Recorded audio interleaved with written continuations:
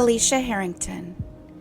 Alicia Harrington, on the outside at least, was a normal 44-year-old married stay-at-home mom who cleaned houses occasionally for extra money. Family, friends, and Facebook paint a picture of a stable, loving wife. She has lived in Rutland, Vermont her entire life, doting on her husband and especially her young son. Certainly not someone you would expect something to happen to, and definitely not someone who would stand her child up at school. Yet that's exactly what happened on March 5th, 2019. Everyone was clear that she was a great mother, and her husband Jamie was terrified for her when she was nowhere to be found. Fearful for her safety, he contacted the police, but they let him know they couldn't do anything for 24 hours. So instead, he reached out on Facebook, pleading with others to let him know if anyone had seen her. The community response was great. They rallied, and Jamie's Facebook post regarding his wife was shared long and wide. In fact, it was most likely that Facebook post that helped her red 2005 Subaru be discovered so fast. It was spotted the very next morning along Florence Road in nearby Proctor, Vermont. The car was positioned in such a way that the police described it as odd, and inside the car, the lifeless body of Alicia was found. Determining her death to be suspicious, they scoured the area for evidence but found none. But a clue was about to be delivered in the form of the information that Alicia had been having an affair that ended 5 months earlier, and the man she had the affair with had been threatening her. It brings up a good question. Just how well do we know those around us? Look at Facebook, you see perfect families showing off perfect lives. But is it real? Maybe none of us are exactly what we project. There's no doubt that Alicia was a great mom. She loved her son and her husband, and that's real. Jamie described her as his best friend. However, 5 months earlier, Facebook struck in a way that wasn't the facade of a perfect life that we normally project. Alicia began an affair with Shawn LaPlant, who started out as Alicia's marijuana source. However, it quickly turned physical, and direct messages on Facebook tipped Jamie Harrington off. Jamie immediately confronted her, trying desperately to save his marriage. He begged her to break off the relationship, and she agreed. LaPlant did not take it well, texting Jamie demanding that they talk. Jamie informed him instead that he needed to leave his family alone. The following week, however, Alicia was getting home late from a house cleaning job. Suspicious, Jamie drove by. Sure enough, much to his frustration, he found Alicia at LaPlant's apartment. Alicia swore it had nothing to do with the affair. She was only there to buy marijuana. She would need to return one other time to pay him another $30, and that would be the end.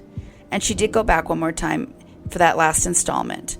Arriving at his home a few days later to give him the money, it did not go well. LaPlant insisted they continue their affair, and if she did not, he would kill her as well as himself. Alicia came home terrified. Jamie begged her to obtain a restraining order, and she was afraid that would just anger him, so she refused. However, after this, things did calm down. Embracing the peace and quiet, the Harringtons began working on their marriage. Then, in late February, Alicia saw LaPlant pacing in front of her home. Terrified, she locked all the doors and began desperately looking for a handgun to buy. However, she found herself unable to because of the cost. Then everything fell apart when Alicia went missing 2 weeks later. As Jamie was trying to find her, he noticed on her phone records there was a call between LaPlant and Alicia on the night she went missing, though it's unclear who called who. Police immediately honed in on LaPlant, speaking to him at length. He painted a picture that was not at all what Alicia had told Jamie. Just a platonic relationship, just someone he talks to on Facebook, someone he loves but only as a friend. Trying to convince the police of his innocence, he told the police that he hadn't seen her in 3 months, and that it wasn't him who strangled her. All this did was convince them that he was the killer, since the cause of death wasn't confirmed to the public. The police immediately reached out to his friends and acquaintances, and the events of that night began to unfold. Deanna Galano told investigators that Shawn LaPlant told her he killed Harrington, confessing he killed Alicia that night but without a lot of details. However, still unable to settle down, he also spoke to E.J. Cornea. E.J. would later come forward to talk to the police, telling them that he also confessed to him. Offering vivid details, Alicia desperately begged for her life. They struggled for 15 minutes while he kept choking her.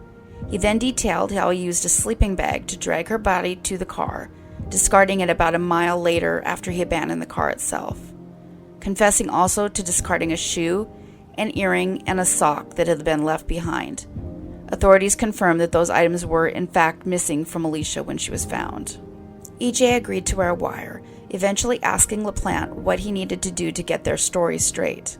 LaPlant replied, "I don't want to talk too much about it.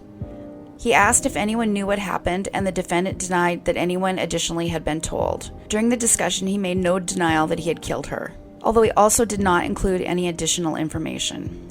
Utterly cornered with no wiggle room, he pled guilty to second-degree murder and is serving a sentence of 20 years to life. He's still there today. There is no word as to how Jamie Harrington and his son are doing. Hopefully they have begun the process of healing.